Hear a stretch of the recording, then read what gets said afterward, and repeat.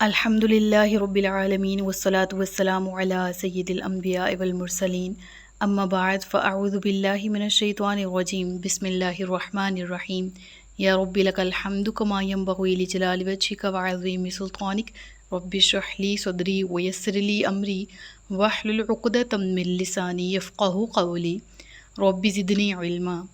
السلام علیکم ورحمۃ اللہ وبرکاتہ۔ پارہ نمبر 29 سورۃ الملک اردو ترجمہ اور تفسیر۔ گزشتہ اسباق میں ہم نے سورۃ الملک کا تعارف پڑھا اور الحمدللہ 28 پارے تفسیر کے ساتھ مکمل ہو چکے ہیں۔ تو یہاں سے پارہ نمبر 29 کا بھی باقاعدہ آغاز ہو رہا ہے، اور آغاز میں جو پہلی ہی آیت ہے بہت ہی زیادہ خوبصورت آیت، تبارک الذی بیدہ الملک وہو علی کل شیء قدیر، منزہ و برتر ہے وہ کہ جس کے قبضہ قدرت میں تمام جہانوں کی بادشاہی ہے اور وہ ہر شے پر پوری طرح قادر ہے۔ سب سے پہلے اس لفظ کا مفہوم سمجھنے کی کوشش کرتے ہیں۔ تبارک کس لفظ سے ڈرائیوڈ ہے؟ برکاتن سے۔ برکت کس کو بولتے ہیں؟ کسی چیز کا نشو و نما پانا یا زیادہ ہونا، اور تبارک بھی اسی لفظ سے مشتق ہے، یعنی اخذ کیا گیا ہے، یعنی برکت لفظ سے مل کر بنا کیا لفظ؟ تبارک۔ اور تبارک لفظ کے اندر بھی معنی اور مفہوم بہت وسعت کے ساتھ آتے ہیں، یعنی اگر دیکھا جائے تو عربک گرامر کے اعتبار سے بھی سپرلیٹو ڈگری کا یوز کیا گیا ہے یہاں پر، یعنی صیغہ مبالغہ کا۔ اور اس لحاظ سے اس آیت میں کیا معنی ہوں گے؟ وہ پاک ہے، وہ منزہ ہے، اعلیٰ ہے اور عظیم ہے۔ اس کے سوا یہ صفت کسی اور میں نہیں پائی جاتی۔ بے شک اللہ تبارک و تعالیٰ نے کہا بڑی برکت والی ہے وہ ذات، وہ بہت برکت والا ہے۔ کون؟ بیدہ الملک، وہ کہ جس کے قبضہ قدرت میں ساری بادشاہی ہے۔ ہم عام طور پر جب جہانوں کا ذکر کرتے ہیں نا تو ہم کہتے ہیں دو جہان، اللہ دو جہانوں کا مالک ہے۔ دو جہان کیسے؟ مطلب اتنی محدود دنیا تو ہے ہی نہیں۔ جہاں پر بھی اللہ تبارک و تعالیٰ نے جہانوں کا ذکر کیا ہے وہاں جمع کا صیغہ یوز کیا ہے، عالمین نہیں یوز کیا گیا۔ ہم سورۃ الفاتحہ پڑھتے ہیں تو وہاں بھی رب العالمین ہے، جمع کا صیغہ ہے، تو ہم دو جہان کیسے کہہ سکتے ہیں؟ اللہ تبارک و تعالیٰ کی دنیا تو بہت بڑی ہے جو اس نے بنائی، اور اللہ تبارک و تعالیٰ کہتا ہے کہ میرے ہی ہاتھوں میں ہے تمام تر بادشاہی تمام جہانوں کی۔ ہاتھ کا ذکر آیا، ٹھیک ہے۔ ہاتھ سے مراد کیونکہ اللہ تبارک و تعالیٰ اللہ نور السماوات والارض، اب وہ جسم سے پاک ہے، وہ مخلوق نہیں ہے، اس لیے ہم یہاں معنی سمجھیں گے قبضہ قدرت، اور اسی اعتبار سے یہاں پر ترجمہ کیا جائے گا۔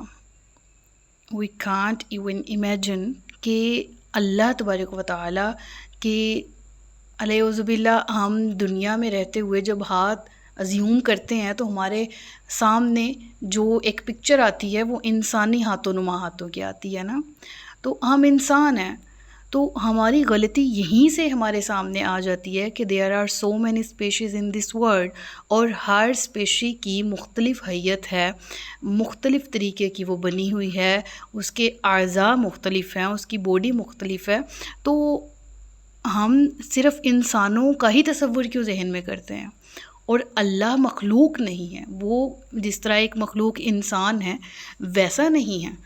تو اسی لیے اللہ تبارک و تعالیٰ کی شان کے لیے جو الفاظ سوٹیبل ہیں وہ یہی ہیں کہ ہم، کیونکہ عربی زبان کی وسعت اس قدر ہے کہ ایون یہ کہ ہم اگر پاکستان میں رہتے ہیں، ہماری قومی زبان اردو ہے، تو اردو کے متعلق بھی ہم اس طرح سے 100% شور نہیں ہے کہ ہمیں آتی ہے۔ ہماری اردو میں بھی دوسری زبان کی ملاوٹ ہے، کہیں پنجابی کی تو کہیں ہمارے اندر انگلش کی، یعنی کسی طرح سے ملاوٹ ضرور ہے۔ کہ نہیں ہے کھیل اے داغ کہ یاروں سے کہہ دو کہ آتی ہے اردو زبان آتے آتے. تو ہماری اپنی قومی زبان ہے تو ہم اس کو صحیح سے نہیں سمجھ پائے. تو اردو زبان کے علاوہ اگر عربی کی بات کی جائے تو عربی تو ام اللسان ہے. عربی اسی وجہ سے قرآن عربی میں نازل ہوا کہ اتنی فصاحت ہے اس زبان میں، اتنی وسعت ہے کہ عرب جو لوگ تھے وہ اپنی زبان کی فصاحت اور اپنی ذہانت میں بہت زیادہ بے حد مشہور تھے. تو اس زبان کی وسعت یہ ہے کہ ہم اپنی زبان سے اس زبان کو فلی ایلیبوریٹ نہیں کر سکتے. ٹھیک ہے، اس پوائنٹ کو آپ سمجھ لیجئے گا. پھر اللہ تبارک و تعالیٰ فرماتا ہے کہ وَهُوَ عَلَىٰ كُلِّ شَيْءٍ قَدِيرٌ، اور وہ ہر شے پر مکمل طور پر قادر ہے. اللہ تبارک و تعالیٰ کی قدرت کا ذکر تو ہوا، اس کے بلند مرتبت ہونے کا ذکر تو ہوا، لیکن ساتھ ہی ساتھ جو اگلی آیت ہے وہ سمجھے بغیر نہ ہم اس آیت کو سمجھ پا سکتے ہیں اور نہ اس آیت کے بغیر اگلی آیت سمجھ سکتے ہیں. تو اگلی آیت پہ چلتے ہیں. اللہ تبارک و تعالیٰ فرماتا ہے الذی خلق الموت والحیات لیبلوکم ایکم احسن عملا، وہی ہے جس نے موت اور زندگی کو پیدا کیا تاکہ تمہاری آزمائش کرے کہ تم میں کون زیادہ اچھے عمل کرنے والا ہے. اب بات یہ ہے کہ ہم نا علم معاشیات پڑھ رہے تھے، ہم پڑھ رہے تھے، ایک دن سیکھ رہے تھے کلاس روم میں، تو اس میں ایک ٹرم یوز ہوئی. وہ ٹرم یوز ہوئی ملکیت حقیقی اور ملکیت مجازی. تو اس ملکیت حقیقی میں ہم نے یہ پڑھا کہ حقیقی ملکیت اللہ تبارک و تعالیٰ کی ہے. ہم دنیا میں کہتے ہیں نا کہ یہ فلاں بندے کے پاس اتنے پلازے ہیں، وہ اتنے پلازوں کا مالک ہے. دیٹ مینس کہ اس کے پاس جو ملکیت ہے وہ ملکیت مجازی ہے. سمجھ آ رہی؟ یعنی ملکیت کی بیسیکلی دو اقسام ہیں، ایک ملکیت حقیقی اور ایک ملکیت مجازی.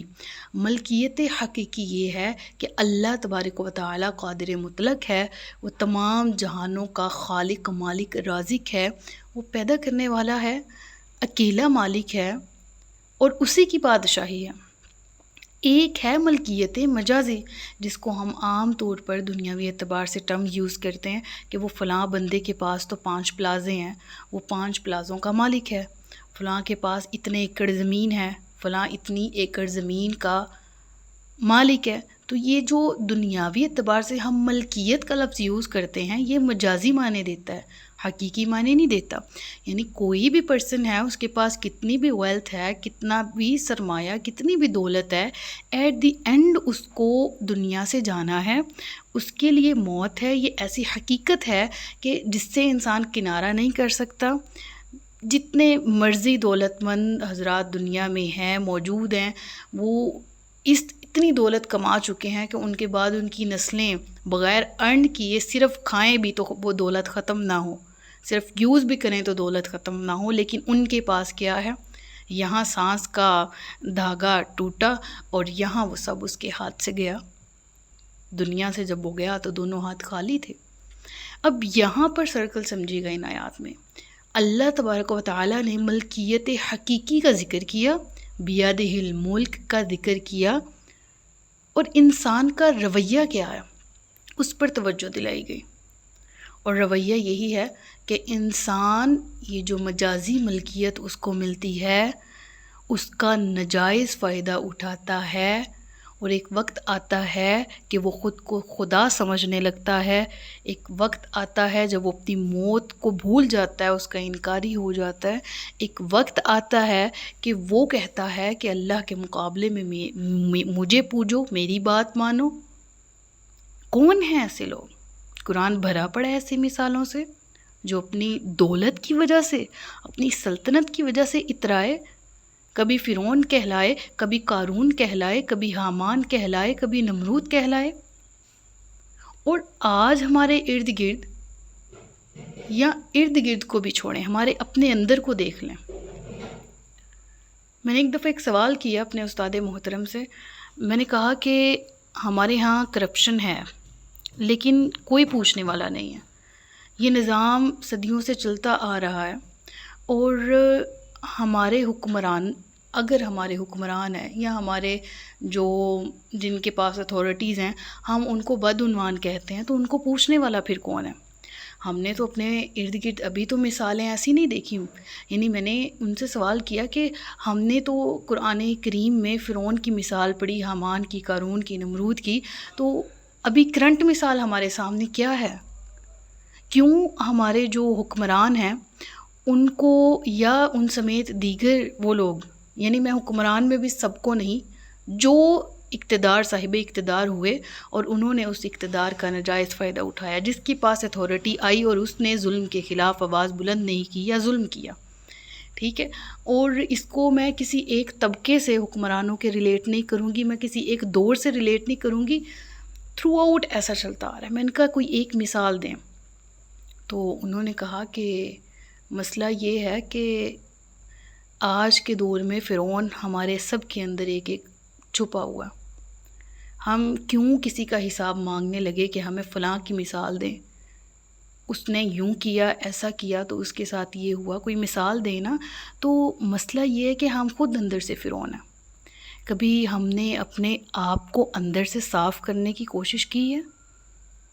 اور اس لفظ کے مطلب اس جواب کے بعد میں بالکل خاموش تھی، اور اس جواب میں مجھے پوری سائنس سمجھ آ گئی تھی کہ ہمیں دوسروں کے زوال کا یا دوسروں کی پکڑ کا کیوں شوق ہے، کیوں ہم ویٹ کرتے ہیں، کیوں ہم کہتے ہیں کہ اللہ کی لاٹھی بے آواز ہے، اس کو ضرور پکڑے گا اللہ، اس کو یہ اس سے نکل کر ہم اپنے آپ کو سامنے رکھتے ہوئے سیدھے کیوں نہیں ہو جاتے؟ اور پھر میرے ایک اور استاد محترم، انہوں نے بہت پیاری بات کی. انہوں نے کہا حکمران ٹھیک نہیں ہوتے، بندے ٹھیک ہوتے ہیں، عوام ٹھیک ہوتے ہیں، اور یہی کل کو جا کے حکمران بنتے ہیں. کتنی گہری بات ہے. کہتے جب آپ خود ٹھیک ہو جائیں گے تو سسٹم ٹھیک ہو جائے گا. ہم بس دوسروں کو بلیم کرتے رہتے ہیں. تو یہی وہ لیول ہے نا کہ انسان کہاں سے، اللہ نے کہا فخر نہ کرو، تکبر نہ کرو، ریاکاری نہ کرو. یہ چیز کیا کرتی ہے؟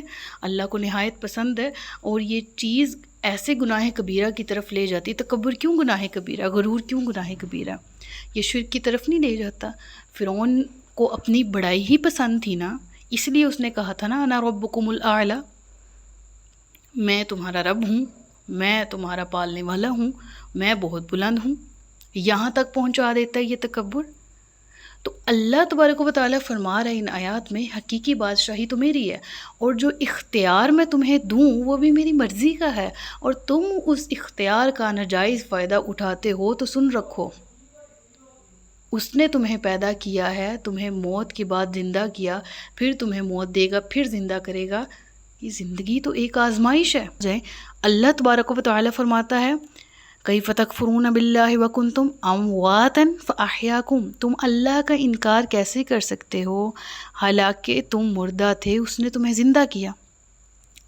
ثم یمیتکم، پھر وہ تمہیں موت دے گا. ثم یحییکم، پھر تمہیں زندہ کرے گا. ثم الیہ ترجعون، پھر تم اسی کی طرف لوٹائے جاؤ گے. سورۃ البقرہ آیت نمبر 28.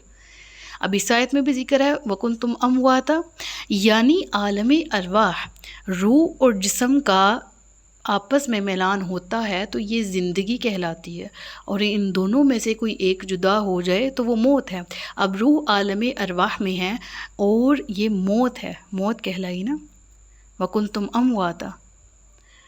اور پھر اللہ فرماتا ہے کہ فاحیاکم، اس نے تمہیں زندہ کیا، تمہاری روح بدن میں آ گئی، تم اس دنیا میں آ گئے، یہ زندگی ہے. ثم یمیتکم، پھر تمہیں موت دے گا، یعنی پھر روح تمہارے جسم سے نکل جائے گی اور تم عالم برزخ میں چلے جاؤ گے. اور پھر ثم یحییکم، تمہیں پھر روح اور جسم کے ساتھ قیامت کے دن اٹھایا جائے گا. ثم الیہ ترجعون، تم اسی کی طرف لوٹائے جاؤ گے. اور یہاں اسی موت کا ذکر ہے، سمجھ آ رہی ہے؟ موت کا ذکر، الذی خلق الموت، تم نہ تھے، والحیاتہ پھر تمہیں زندگی دی گئی، اور یہ زندگی مقصد کیا ہے؟ لیبلوکم ایکم احسن عملا، تاکہ تم میں سے تمہیں آزمایا جائے کہ کون نیک اعمال کرتا ہے. یعنی تم میری ملکیت پر خود کو حاکم نہ سمجھ لینا، تم اختیاری ملکیت میں خود کو مالک کل نہ سمجھ لینا. تم جان رکھو کہ اگر تمہیں کچھ ملا ہے یا تم سے کچھ لے لیا گیا ہے، یہ تمہاری آزمائش ہے. اپنے ایمان کو سنبھال کے رکھو. اب سمجھ آ رہی نا آپ کو ان آیات کے تسلسل کی؟ اور اسی حوالے سے میر تقی میر صاحب نے ان الفاظ میں ایک شعر کہا، وہ آپ کے سامنے میں رکھتی ہوں کہ موت ایک زندگی کا وقفہ ہے. موت ایک زندگی کا وقفہ ہے، یعنی آگے چلیں گے دم لے کر. بہرحال انسان کی دنیاوی زندگی ایک وقفہ امتحان ہے، اور موت اسی وقفے کے اختتام کی ایک گھنٹی ہے. اور اللہ تبارک و تعالیٰ فرماتا ہے سورۃ الواقعہ میں، نحن قدرنا بینکم الموت وما نحن بمسبوقین. اس وقفہ امتحان کا انداز بالکل اسی طرح سے ہے کہ گو ہم دنیاوی اعتبار سے دیکھیں تو ہر کوئی مقابلے کی دوڑ میں لگا ہوا ہے. کوئی اسکول، کوئی کالج، کوئی یونیورسٹی میں پڑھ رہا ہے. اب وہ سیمیسٹر سسٹم ہے تو ڈیلی لیکچرز ہوتے ہیں، نوٹس بنائے جاتے ہیں، پھر ایک وقفہ دیا جاتا ہے، اور وہ وقفہ مڈ امتحان کی تیاری کا ہوتا ہے. اور اس امتحان کا جو ڈیوریشن ہے وہ مختلف اوقات کار طے کیے جاتے ہیں. 1 گھنٹہ ہے، 45 منٹ ہے، اس کے اندر پرفارم کرنا ہوتا ہے، اور پھر وہ امتحان، وہ پیپر، وہ پرچہ آپ سے لے لیا جاتا ہے. تو زندگی اسی ڈیوریشن، اسی وقفے کا نام ہے، اور اسی میں ہمیں پروف کرنا ہوتا ہے کہ ہم میں سے نیک اعمال کرنے والا کون ہے. لیبلوکم ایکم احسن عملا. اور اللہ تبارک و تعالیٰ فرماتا ہے وَهُوَ الْعَزِيزُ الْغَفُورُ، اور وہ بہت عزت والا، غلبے والا، الغفور، بہت زیادہ معاف کرنے والا ہے. آج کے لیکچر میں ہم نے 2 آیات پڑھی ہیں تفسیر کے ساتھ. انشاءاللہ کل کے لیکچر میں آپ سے ملاقات کروں گی. صدق اللہ العلی العظیم و صدق رسولہ النبی الکریم. سچ فرمایا اللہ نے جو عظمت والا ہے. اپنا بہت سا خیال رکھیے گا، مجھے دعاؤں میں یاد رکھیے گا. تاجدار ختم نبوت زندہ باد، پاکستان پائندہ باد. السلام علیکم ورحمۃ اللہ وبرکاتہ.